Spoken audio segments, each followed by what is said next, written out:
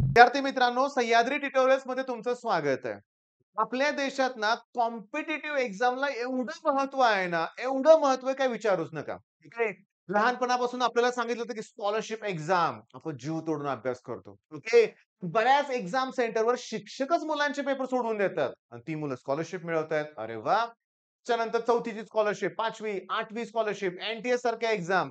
त्याच्यानंतर आपण काय सी सारखी एक्झाम देतोय. पुढे एम-पी-एस-सी, यू-पी-एस-सी खूप कॉम्पिटिटिव्ह एक्झाम आपल्याला द्यायचे आहेत. पण यावर्षी आपल्याला कळालंय, की नीट सारख्या एक्झाममध्ये काय झालंय ते.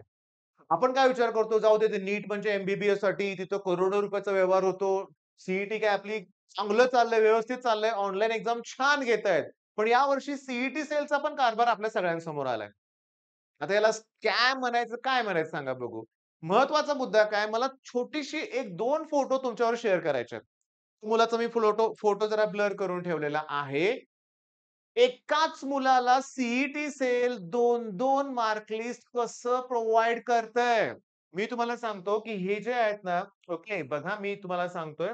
हा एक स्टुडंट आहे. त्याचं नाव नाही मी ब्लर केलं असू दे. त्याचा नंबर बाजूला ठेवलाय मी. पण इथं बघा, की टोटल पर्सेंटाइल त्याचं 92 आहे. ओके. दिसतंय तुम्हाला 92. त्यानं पुन्हा जेव्हा परत ओपन केलं लक्षात घ्या, तेव्हा तेच मुलाचं नाव तेच आहे लक्षात घ्या. त्याची सही पण तीच आहे लक्षात घ्या. मगाची सही आणि आत्ताची सही बघा सेम स्टुडंट आहे आणि आता त्याला 78 पर्सेंटाइल आहे असं सेल म्हणतंय. रिझल्ट किती तारखेला लावला तुम्ही? 16 तारखेला. ओके. 16 तारखेला रिझल्ट लागला. आम्हाला काय रिझल्ट कळाला? 92 पर्सेंटाइल. ओके. त्यातही आम्ही सॅटिस्फाईड नव्हतो कारण स्कोर जास्त होता. ओके. बरं. आता 92 पर्सेंटाइल चला ठीक-ठाक आहे. अरे पण तुम्ही आज परत डाउनलोड करताय आणि 78 होतोय. स्कोर चेंज व्हायला लागलाय. हा कसला ग्लिच. फार भयानक आहे लक्षात घ्या. विद्यार्थ्यांना हे सहन होण्यासारखंच नाहीये. प्रचंड डोकेदुखी आहे. अरे, आयुष्याचा प्रश्न आहे. आम्ही करिअरचा विचार करतोय. आम्हाला पुढे चांगल्या कॉलेजला ॲडमिशन मिळवायचंय. 92 पर्सेंटाइलला बऱ्यापैकी चांगल्या कॉलेजमध्ये टी-एफ-डब्ल्यू थ्रू मिळेल. पुणे सोडू दे, पुणे जाऊ दे म्हणूया आपण. पण पुणे सोडून पण भरपूर चांगली कॉलेजेस आहेत. पण आता 78 ला मिळेल का? किती महागात पडते ते? काय प्रकार आहे हा? त्याला काय कारण आहे का सेलकडं? आहे का? मी तुम्हाला सांगतो, गणित अंक चॅनल आहे, यश आराध्य आहे, त्याच्यानंतर समीर शेख आहे, दिनेश सर आहेत. सगळ्यांनी त्यांच्या YouTube चॅनलवर व्हिडिओ अपलोड केलेत. काहींनी Twitterचे तुम्हाला जर काही लिंक दिले असेल, तर तुम्ही ही गोष्ट जास्तीत जास्त शेअर करून लक्षात घ्या. जास्तीत जास्त हे सेलपर्यंत पोहोचवलंच पाहिजे. पण नीटच्या एक्झाममध्ये काय झालं? आय थिंक 1500 मुलांची एक्झाम झाली. कोण आहे ती 1500 मुलं? परत त्यांना एक्झाम आहे 23 तारखेला, 24 तारखेला. कोण आहेत? की सुप्रीम कोर्टमध्ये गेले. मग जे कोर्टमध्ये गेले त्यांना एक्झाम आणि बाकीच्यांचं काय? सेलनं एवढा अत्याचार, अन्याय केलाय विद्यार्थ्यांच्यावर. मग ह्यात जे सुप्रीम कोर्टमध्ये जातील त्यांना न्याय मिळणार आणि जे नाही जाणार त्यांचं काय? इथं मेन पॉइंट काय, की मी तुम्हाला सांगतो. काल माझ्या व्हिडिओ खाली एक कॉमेंट होतं. तात्या नाव होतं त्या स्टुडंटचं किंवा त्या आयडीचं म्हणूया आपण आणि त्याने खूप छान असं कॉमेंट केलं होतं मोठ्याच्या मोठं. त्यांनी एक्सप्लेन केलं होतं, की काय प्रॉब्लेम होतायत, कसं होतंय, सेलकडून काय चुका होतायत. ह्याच्यावर डिटेल व्हिडिओ मी बनवणारच आहे. पण त्यांची एक रिक्वेस्ट होती, की आम्हाला नक्की प्रत्येक शिफ्टचा टॉपर कितीचा आहे हे तर सांगा.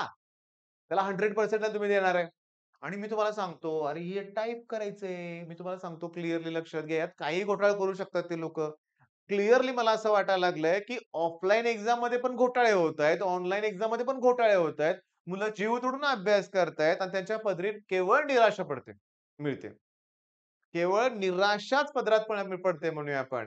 मग याच्यातून काहीतरी मार्ग निघाला पाहिजे. असं योग्य नाहीये. आता प्रत्येक मुलगा पॅनिक मोडमध्ये जाणार आहे हे बघून. 99% वाला पण म्हणणार आहे, की माझं परत चेंज झालं तर काय? आमच्याकडे आणि सगळ्यात महत्त्वाचं सेल काय करतंय लक्षात घ्या, की ते लिंक ओपन करतात. तुमचा नाही का ते कॅन्डिडेट रिस्पॉन्स, करेक्ट आन्सर 3 दिवसासाठीच देतायत ते फक्त आणि नंतर ते तुम्हाला बघायला मिळत नाहीये. त्या दरम्यान ज्यांनी काही डाउनलोड केलं असेल तर ठीक आहे. पण ते डाउनलोड केलेली तुमचीच कशावरून असं पण सी म्हणू शकते. अरे त्यांच्याकडे आहे ना, असेल ना क्रॉस चेक करा. घ्या पैसे आमच्याकडून पुन्हा आणखीन. जसं तुम्ही तुमच्या चुकासाठी हजार-हजार रुपये मुलांकडून घेतले, तसं अजून घ्या. पण इथं हे अवघड आहे. हे एकदम चुकीचं झालेलं आहे. हे बिलकुल मान्यच नाहीये लक्षात घ्या. एक्सेप्टेबलच नाहीये ही गोष्ट, की 92 वरून 78 तुम्ही आमचा रिझल्ट आणताय. फार विचित्र आहे. आता माझी इच्छा आहे बघा, की तुम्ही प्लीज विद्यार्थ्यांनी ह्याच्या विरुद्ध आवाज उठवलाच पाहिजे लक्षात घ्या, उठवलाच पाहिजे. इथं सी सेलवर जाऊन गेलंच पाहिजे आणि मी एक व्हिडिओ बघितला होता बरं का. एक रिपोर्टर होते. त्यांनी सेलचा कारभार काय चालतो ते दाखवला होता तिथल्या त्या ऑफिसचा मुंबईचा. अगदी ऐशोआरामात सगळं चाललं होतं. लक्षात घ्या काही टेन्शन नाही, तणाव नाही. रिपोर्टर्सना चांगली वागणूक दिली जात नव्हती म्हणूया आपण आणि बऱ्याचशा गोष्टी त्यांनी चव्हाट्यावर आणल्या होत्या. सेलचा कारभार सगळा.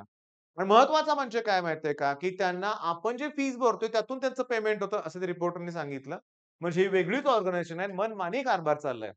मग आता इथं माझी शिक्षण मंत्र्यांना विनंती आहे, प्लीज यात काहीतरी लक्ष दिलं पाहिजे.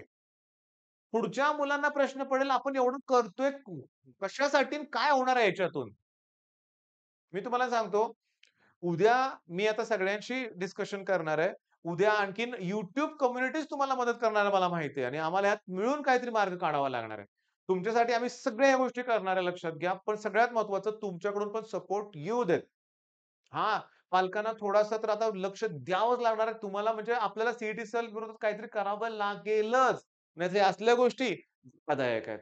मग आता हा व्हिडिओ मी थांबवतो इथं. उद्या आम्हाला परत व्हिडिओ अपलोड करावे लागणार आहेत. थोडा दिवस याच्यावर लक्ष द्यावंच लागणार आहे.